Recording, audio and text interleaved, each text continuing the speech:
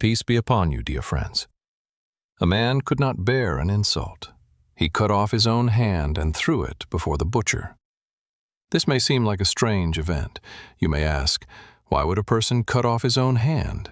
What kind of suffering, what kind of pain could there be that is so unbearable that a person would rather endure the pain of cutting off his own hand than endure it? There is something greater than that. I will tell you his story today. From Erzurum to Istanbul, along the borders, I don't know how to put it, throughout Rum, everyone knew this man's name. His name was Ali. He was known as the only man who could temper a sword twice. The swords that came from his hands could bend and then straighten again. They never broke. If soldiers wanted to buy a sword, they would search the hilt for this master's mark. He had a small, dark shop. That is where he worked. Day and night, tap, tap, tap, tap. He hammered iron and metal into shape, sparks flying, working entirely alone. He never took an apprentice. He never let anyone come near him. He was unmarried. At the age of 12, he was orphaned when his father died. His uncle was a vizier, wealthy and powerful. His uncle wanted to take him under his care and provide for him. But Ali refused this offer. "I will not be indebted to anyone," he said. "I will not live in a situation where someone can hold something over me."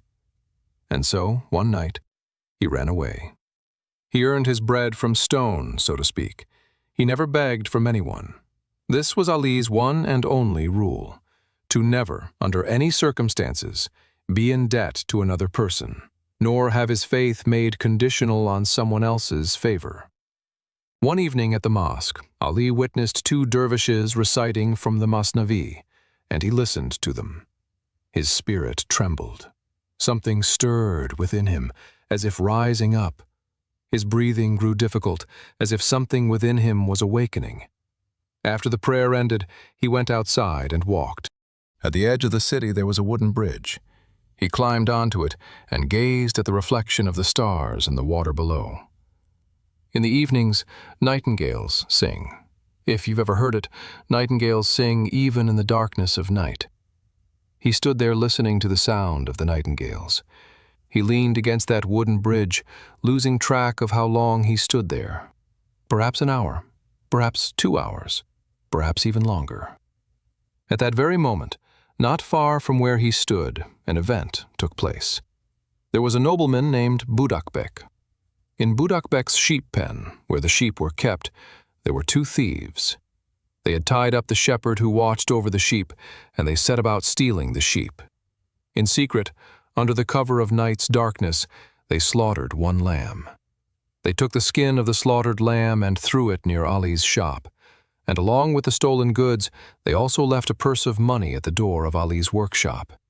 Ali knew nothing of any of this. What was he doing at that moment? He was sitting on the bridge, intoxicated with listening to the song of the nightingale. The night watchman approached him. "What are you doing here in the middle of the night?" they asked. Ali did not know how to answer. "Nothing," he said. "How can it be nothing? I'm simply here," he said. The watchman sent him home. He went home and slept. In the morning there was a knock at the door. The watchman and the local authorities stood at his door. "We are going to search your shop," they said, and they began the search. Inside they found the lamb's skin. There was a bloodstain at the threshold of the door. They followed the bloodstain inside. Near the door they also found the purse, the stolen purse of money. On top of all this, they recalled that the watchman had seen him on the bridge that very night. "However much I insist I did not skin this lamb, that I have absolutely no connection to this theft," they questioned him. "Then who did this?" "I don't know," he said. But saying, "I don't know," carries no weight before a judge. The shepherd, whom the thieves had tied up, said that the person he had glimpsed in the darkness resembled Ali. "The evidence against you is sufficient," they told him. "The bloodstain, the lamb's skin, the purse, the bridge, the beaten shepherd." In the end, they threw him into prison. The sentence, the punishment, was the severing of his right hand. When Master Ali heard this verdict, for the first time in his life, he made a request. He said to the judge, "Please, do not touch my hand. Take my head instead." This might seem like a kind of suicidal wish, but it was not so. His right hand was his entire existence. His whole being labored through his right hand. He earned his livelihood through his right hand. Without his hand, he could not swing a hammer. He could not forge a sword. Cutting off his hand was not the same as killing him. Rather, it would leave him in a state worse than death, worse than being killed. The judge refused to grant a lighter sentence, saying, "You did not kill a man, you committed theft. The punishment must fit the crime." He could not prove his innocence in any way. They threw him into prison. He sat there, waiting for the day the sentence would be carried out. The whole city grieved for him, because most people knew he was a good man. Everyone loved him. No one's heart could bear to see those wondrous, skillful hands be severed. The watchmen sought some way to find a solution on their own. They went to the wealthiest man in the city, Haji Mahmud the butcher. What did he have in common with Croesus? He had wealth, but his stinginess was also legendary, spoken of throughout the land. In his entire life, he had never given even a single coin to anyone for free. But the watchmen went to him anyway. "Pay the blood price for the hand.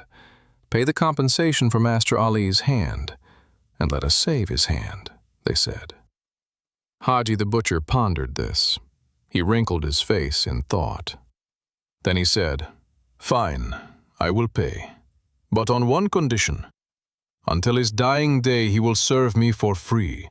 He will work for me without pay." The watchman went to Ali and relayed the offer. Ali's face darkened. In his whole life, what had he hated most? To be indebted to anyone. This went back to when he was 12 years old, before his uncle. That is why he had run away in the first place. And now, fate was about to place him into the hands of a butcher, was about to turn him into a butcher's servant.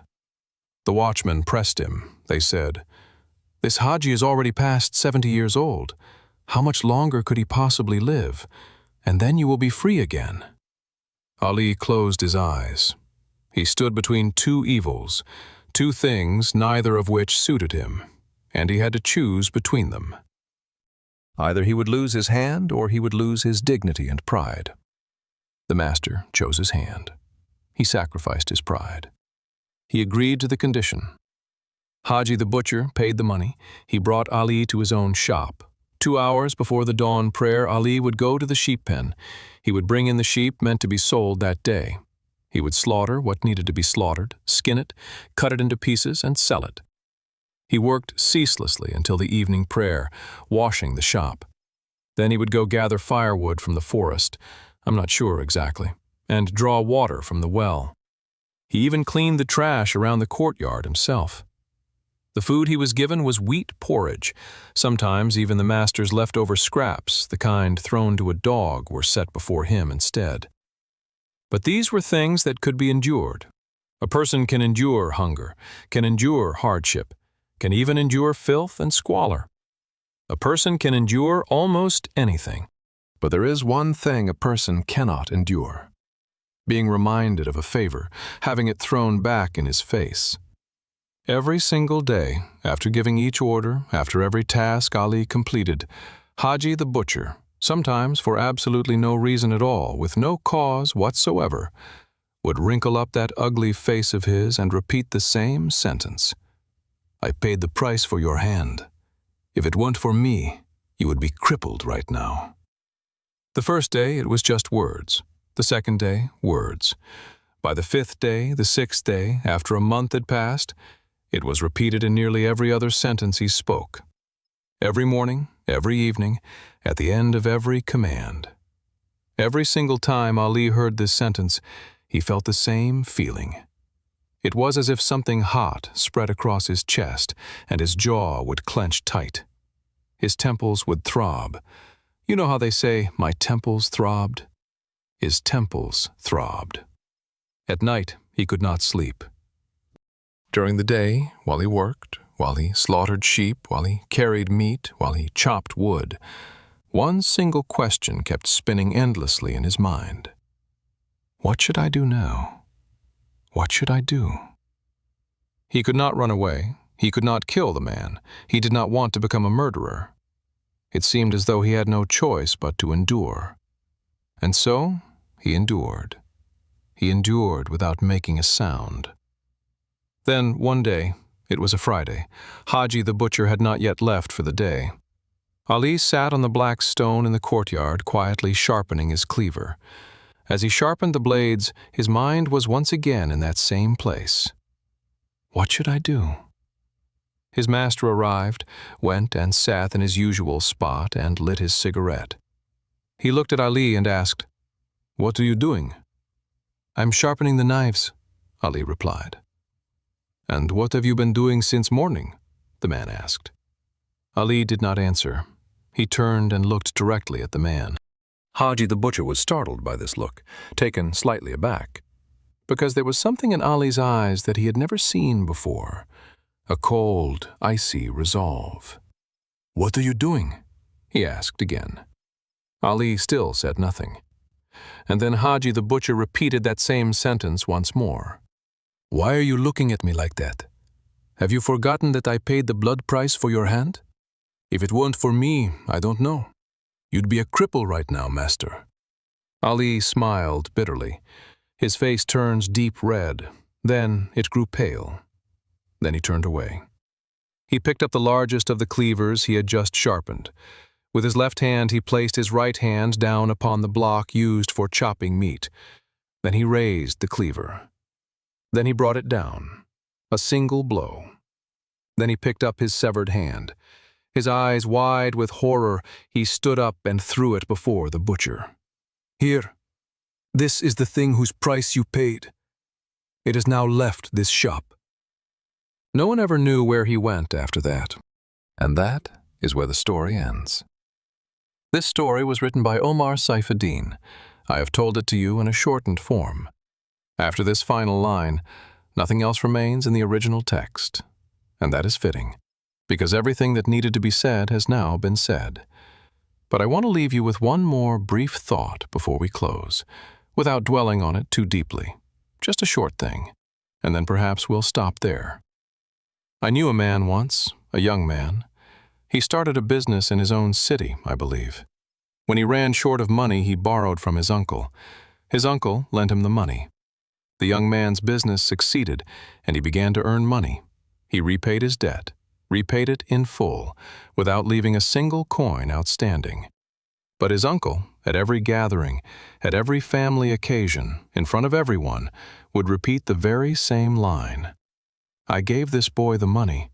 If it weren't for me, this shop wouldn't exist. Without my knowledge, not a single brick would have been laid in that shop." The young man had paid off the debt, had closed the account, but his uncle's mouth would simply never close. This went on for years. Eventually, the young man closed his shop. He moved to another city and started over from scratch. He was one of the most hard-working young men I have ever known, one of the most dignified people I have ever known. He could carry the weight of running a shop, but he could not carry the weight of his uncle's harsh words. One day I asked him, "Why? Your business was going so well." He said just one thing, "Brother, even if he had cut off a part of my body, it would not have been as painful as this." When he told me this, I had not yet read the story I've told you today. I read it afterward, and I remembered him. Reminding someone of a favor kills a person, not with a blade, but with the tongue. It kills slowly. To remind someone, little by little, every single day, of the thing you once gave them, to throw it in their face, means you are taking it back. Every time you remind them, you are taking back a little more of what you gave, until there is nothing left within the person you gave it to. And then what happens?